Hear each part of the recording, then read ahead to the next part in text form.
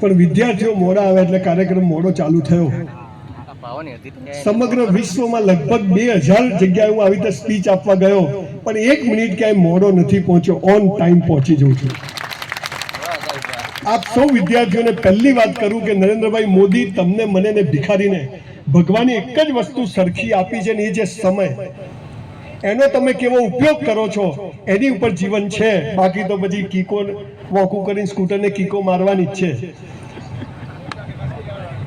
અહીંયા આવ્યો ત્યારે મારા ઘરે આવ્યો એવી ભાવનાથી આવ્યો છું। હું મૂળ પાલનપુરનો છું, તમે બધા જાણો છો।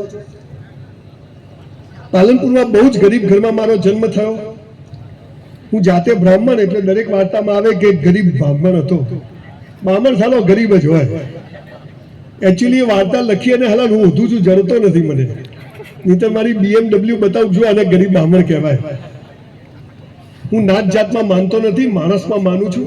કે ગીતાનો 4થો અધ્યાય એનો 13મો શ્લોક કૃષ્ણ ભગવાન એમ કહે છે, મેં જન્મને આધારે કોઈ જાતિઓ નથી બનાવી, કર્મને આધારે બનાવી છે। તું જેવું કર્મ કરશે એવું તું ઓળખાશે। દીકરા દીકરીઓ બહુ ભાવનાથી આજે આવ્યો છું, કંઈક લઈને જજો। મારા જેવા કેટલાય લોકોને તમે સાંભળ્યા હશે, પણ મારો 1 કલાક ને તમારા બધાના 1000 કલાક બહુ કિંમતી છે।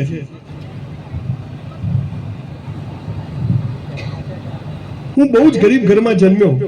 આપણે બધા સ્કૂલ કોલેજ કેમ આવીએ છીએ કે આપણા સપના હોય છે કે લાડી ગાડીને વાળી એક સરસ જીવન સાથી મળી જાય, એક સરસ કેરિયર બની જાય અને મસ્ત મકાન બની જાય, પણ સાલું થતું નથી।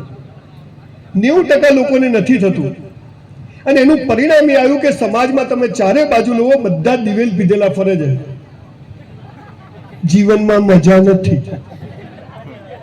કોઈને બી જુઓ, ટ્રસ્ટી હોય, વચ્ચે હું ભૂલી જઈશ, એક ગુમાનસિંહ બાપુ માટે એક જોરદાર તાળી થઈ જાય કે આવા એરિયામાં એમણે આટલા વર્ષો પહેલા આ 15-20 વીઘામાં આવું કેમ્પસ બનાવ્યું કે જેમાં આજે 2700 વિદ્યાર્થીઓ આવતા હોય, એટલે બાપુને 100 સલામ છે આવી દ્રષ્ટિવાળા વ્યક્તિને। ગુમાનસિંહ બાપુ